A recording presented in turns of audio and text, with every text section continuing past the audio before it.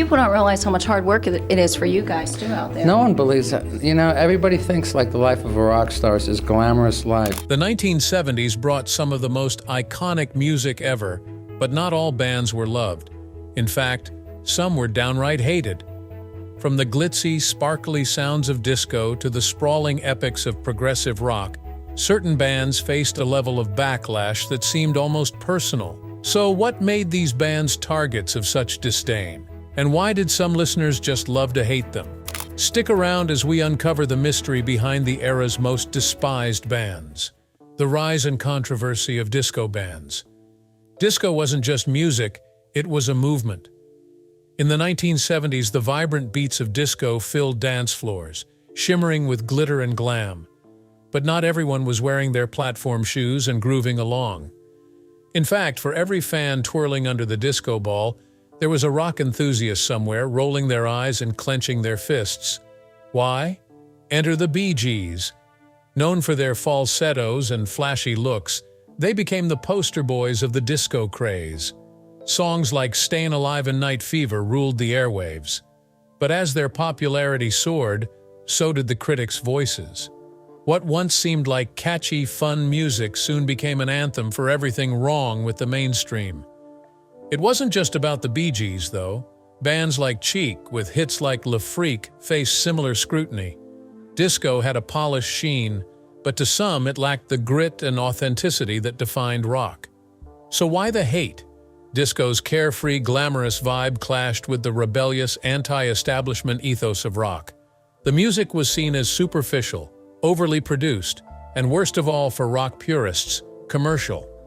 And the backlash wasn't just vocal, it turned physical. Remember the infamous Disco Demolition Night? In 1979, thousands gathered in Chicago to destroy disco records in what can only be described as a riotous celebration of disco destruction. As disco albums burned, so did any remaining hope for the genre's acceptance by rock fans. But was it really about the music? Or was disco just an easy target? After all, the genre brought people together, embracing diversity, freedom of expression, and a carefree lifestyle. Perhaps the backlash reflected deeper societal tensions, class, race, and cultural divides. But here's the interesting part. Despite all the criticism, disco still lives on. Its influence in modern music, from pop to electronic dance, is undeniable. But hold on. Disco wasn't the only genre facing the fire. If fans thought disco was too commercial, then progressive rock bands were hit with an entirely different critique. Progressive rock giants under fire. Progressive rock in the 1970s would not be ignored, love it or hate it. Bands such as Emerson, Lake and Palmer, yes, King Crimson expanded the possibilities of rock through complex arrangements, extended compositions, and virtuosic musicianship.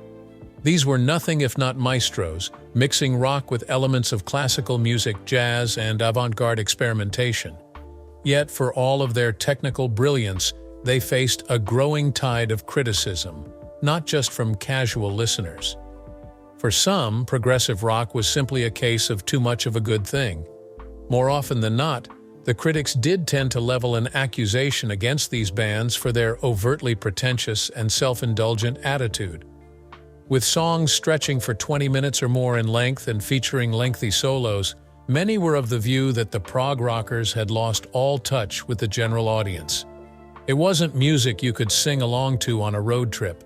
It was music you had to study, and that didn't sit well with everyone. Take Emerson, Lake and Palmer, ELP, for instance. These were the poster children for over-the-top live performances, featuring multi-million-dollar stage sets, classical pieces, and hour-long solos that left some concert attendees agog, but sent others glancing at their timepieces. Critics held that ELP's wedding of classical music to rock was the height of the excessive ambition so typical of prog rock. It was as if they were too talented for their own good, laying so much into their music that accessibility became nil for the average listener. Yes, another titan of the genre received similar criticisms. With albums such as Close to the Edge and Tales from Topographic Oceans, they stretched the limit of what rock could be. Their complex harmonies, time signature changes, and philosophical lyrics impressed the most dedicated fan, but made the casual listener and critic turn the page. One famous music journalist once referred to their music as music that's more concerned with proving a point than entertaining people. Ouch!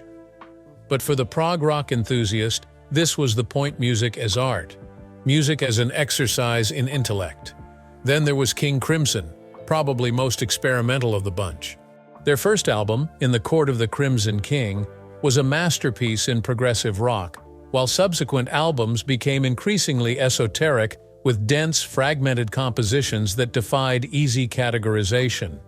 To some, it was musical genius. To the rest, just noise. Its leader, Robert Fripp, was infamous for knowing very little about being concerned with public perception, which did not stop the fire from the critics. Part of that backlash came from the eruption of punk rock in the late 70s. Bands such as the Sex Pistols and The Clash exploded onto the scene, carrying with them a manner of raw, stripped-down rebellion that effectively polarized itself against the elaborately polished sound of prog rock. Punk was all about energy, simplicity, and attitude. For its audience, progressive rock represented the ultimate dinosaur of rock elitism. Long solos and extended song suites that had lately seemed only impressive now were out-of-touch indulgent displays of musical privilege in a world hungry for rebellion. All the more interesting because, for the prog rockers, this hate appeared to be a certain badge of pride. Their creations never aimed at following the mainstream or finding their way to please everybody. Rather, they were about pushing the boundaries. Amidst all that criticism, today the genre flows into scores of artists. So, was progressive rock an actual case of being ahead of its time, or simply too sophisticated? From here on, from complexity to simplicity, but the backlash was just as fierce. Let's dive into a world of bubblegum pop where the sweet sound came with a bitter aftertaste. Bubblegum pop, loved by teens, hated by critics. If progressive rock was seen as too complex and pretentious, bubblegum pop was criticized for being just the opposite: too simple, too sweet, and too shallow. Teens all over the world were swooning to the catchy hooks and carefree lyrics, but the music critics were shaking their heads in disapproval. At the center of this sugary movement were bands like the Archies, Edison Lighthouse, and the Partridge Family, churning out hit after hit. Despite their huge success, though, these bands were also targets of some pretty harsh criticism. Bubblegum pop, as its name might suggest, was intended to be disposable, much like the bubblegum it took its name from. It was sweet, sugary, and ultimately insubstantial. At least that's what the critics said. For the young customers who imbibed it, the music was just plain fun. Take the Archies, for example. Their hit single Sugar was an international hit, topping the charts late in the 60s and into the 70s. But for the rock purists, it symbolized everything that was taking place that was wrong with the commercialization of music, songs manufactured for mass appeal, devoid of artistic merit. Similarly joyful and thus detested were Edison Lighthouse, with their catchy tune, Love Grows, Where My Rosemary Goes. The music was catchy, sure, but it was seen as formulaic, designed to sell records rather than make any kind of artistic statement. It was music one couldn't escape from radios and jukeboxes, from the television screens, and though teenagers were dancing, their critics had turned up their noses. This was the fast food of the music world, enjoyable in the moment, but ultimately without nutrition. Enter the Partridge Family, a fictional band that became a real pop sensation. With songs like I Think I Love You, they won the hearts of millions of young fans. Their very existence, tied to a TV show, made them an easy target for critics. How could a band that didn't even exist outside of a television script be taken seriously? The answer was clear for the critics. Bubblegum pop had nothing to do with art. It had to do with money. It was despite harsh critics that bubblegum pop seemed to soar. The inane simplicity of its melodies, the innocent themes, were all a perfect escape for the young listeners. Otherwise, bubblegum pop itself was a rebellion of sorts against the seriousness of rock and the intellectuality of progressive. It is music with which you could sing, not having to give too much thought to it. and that's precisely why it resonated with so many. But to critics, it was just too sweet, no edge, no depth, and with no substance. To them, bubblegum pop was a saccharine poison that was dumbing down the music landscape. And yet, despite the disdain, the genre continued to flourish, a sign that sometimes fun is more powerful than artistic depth. Next up, a band that didn't just face criticism, but became a lightning rod for hate: Kiss, rock's most polarizing band. When it comes to polarizing rock groups, Kiss is right at the top. People either love them or hate them. No middle ground exists. With their explosion onto the music scene in the mid-1970s, Kiss would soon become one of the most recognizable bands in the history of rock. But what made them so divisive? Was it their music, their look, or perhaps both? Let's get underway with their theatrical performances. Kiss was more than music. It was a show-and-tell affair. The live performances were a rock and roll circus, replete with pyrotechnics, breathing fire, and spewing blood. Add their crazy makeup on stage with those elaborate costumes, and you had yourselves a band that looked like something from comic book superheroes. To their staunch following, it was all part of the magic. But with Kiss, there was a certain element of escapism involved, actually being transported into another world where rock music was not just sound but sight and spectacle. To their detractors, however, it proved to be all too much. Kiss was often condemned as being more gimmicky than anything resembling real substance. While millions of fans were won over by their theatricality, it was viewed by others as an attempt at distracting from their lack of musical depth. Critics dismissed them as sellouts, being much more about moving merch and a brand than any sort of actual artistic credibility. To be sure, Kiss wasn't just a band. They were a brand. Their faces were on everything from lunchboxes to action figures, which had some saying Kiss was less in the business of making music than just money. On the other side of that coin sat the band's loyal fan base, known simply as the Kiss Army. To the Kiss Army, this wasn't just a band. It was a lifestyle. The dedication of its fans was almost as legendary as the contempt the media had for them. Where the critics scoffed at every commercialistic lesson that Kiss repeated, the fans, many attending in full face paint and singing along to every anthem, did not. The haters didn't get it. Kiss wasn't about being profound, they were about having fun. And isn't that what rock music is supposed to be? Regardless of their adoration from their fan base, Kiss could never quite shake the criticism. Many purists felt that Kiss was all flash and no substance, cheapening the genre of rock with their theatrics and mercantilization of the music. But Kiss prospered on this tension. They doubled down on their position as the ultimate showman of rock, uncaring that haters wouldn't recognize anything remotely approaching art behind their pyrotechnics and face paint. The songs mightn't have been all that complicated, but boy were they catchy, and cuts like Rock and Roll All Night and Detroit Rock City turned into rock anthems that defined a generation. It was, however, this polarizing nature that would ultimately make Kiss legends. They genuinely fed off of the love-hate dynamic that surrounded them throughout their career. Whether you were at a Kiss show cheering them on or critical, one thing was for certain: you simply could not ignore them. Kiss knew exactly how to keep people talking, and that perhaps more than anything else was the secret to their success. But what happens when the band that everyone loves suddenly becomes hated overnight? Well, let's talk about the scandal-fueled roller coaster known as Fleetwood Mac. Fleetwood Mac's drama-fueled backlash. Fleetwood Mac is a band associated with not only success, but also scandal. During the height of their career back in the late 1970s, they were high in the charts with their now seminal album, Rumors. But as much as the music was lauded, it was the sensationalized personal lives of the band by the media and the backlash received that was just as dramatic as the dynamics themselves. Rumors wasn't just an album, it was a window into the tempestuous relationships between band members. As much as fans were hooked with the likes of Go Your Own Way and Dreams, they were equally fascinated by all the drama off the stage. The members of Fleetwood Mac had become a band in turmoil, where infidelity, breakups, and personal betrayals ran amok. And it wasn't long before the public's fascination with their personal lives began to overshadow the music itself. If anything, it was just perfect tabloid fodder, the one where Fleetwood Mac's internal strife ate up every morsel about the band's romantic entanglements until it wasn't about the music anymore. It was about the scandal.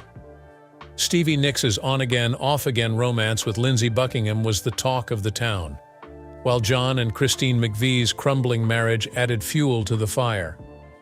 For a time, it seemed that every song Fleetwood Mac released was parsed not just for its musicality, but for the personal drama that might have inspired it.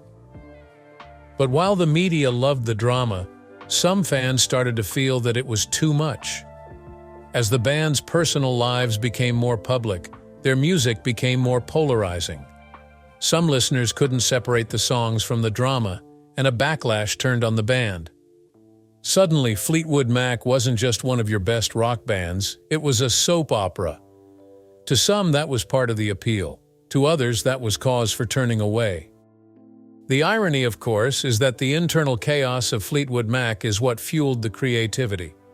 The very drama that might have torn them asunder was also what made their music so great. Rumors became both a commercial and critical success because it was born out of heartbreak and conflict.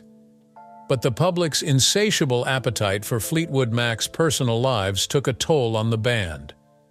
They couldn't get away from the constant scrutiny, and living under a microscope pressed upon them an exhaustion that threatened to overwhelm them.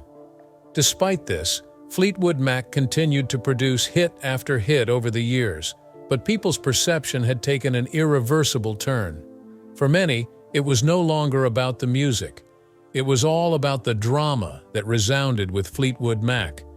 They turned out to be one of those bands about whom, with their mere mention, pictures of scandal and betrayal would come to the fore, and for some, that was just a bit too much to handle. And as the soap opera saga of Fleetwood Mac unraveled, so did the backlash. But if drama could take down such a commercial successful band as Fleetwood Mac, what would happen when a band was perceived as an outright danger? Let's dive into the next story. Alice Cooper, shock rock or rock bottom. When it comes to shock rock, there's one name that seems to inflame the most controversy, and that name is Alice Cooper. With his terrifying onstage antics, he pushed the boundaries that most bands of the time wouldn't even touch. He didn't want to just entertain you. No, he wanted to shock you, he wanted to scare you, and he wanted you to question all you thought you knew about rock and roll. But as the saying goes, such a bold approach came with a price. Live Alice Cooper was the stuff of which nightmares were made. Guillotines, electric chairs, and boa constrictors became part of the rigors. To his fans, it was exhilarating. Theater married with music, where reality and performance converge. To parents and conservative groups, though, he was a horror show in the worst possible sense. They accused Cooper of inciting immorality, urging rebellion, and leading a whole generation of youth down a dark path. The conservative organizations and parent groups went up in arms. Alice Cooper represented everything that seemed to be going wrong with the youth culture. His music and the creation of this stage persona was viewed as an attack on values themselves. With songs like School's Out becoming anthemic in teen rebellion, Cooper became public enemy number one in the eyes of concerned adults. His image, with all those ghoulish makeups and macabre props, did not help matters either. He was cast as the villain, an artist who took pleasure in corrupting the youth. But here's the kicker. This was exactly what Alice Cooper wanted. The controversy just propelled his rise to fame. Each outcry of a parent spoke out against him gave him more attention. Each outraged headline just ushered the fans to his concerts. Cooper knew just how to harness that backlash, tucking negativity into a sideshow. He didn't perform just on the stage, but in the court of public opinion, and he was winning. Still, the unending backlash wasn't without its challenges. As much as the controversy gained for Cooper and introduced him to the limelight, it overcast his career. He wasn't viewed as some sort of entertainer, but a menace. Wherever he went, the raps of society's wraths followed. A few radio stations refused to air his music, and some places refused to let him appear on stage. In certain cases, the moral panic about his shows reached such a fever pitch that it almost supplanted the music itself. But Alice Cooper was made of different stuff. He knew in rock and roll, controversy was just as formidable as a hit record. In fact, it was part of his brand. Cooper reveled in being the outlaw, the artist who didn't dance to the normal beat of society. He kept up his persona of the king of shock rock, taking every criticism and using it as another tool to build his empire. But while the critics raged, his fan base only grew. The shock factor was an attraction, the thrill of seeing a show that felt so dangerous, so unpredictable. And through it all, Alice Cooper's music continued to change and shape, informing successive generations of artists that would follow in his rebellious footsteps. But what was it about Cooper that kept them so engaged?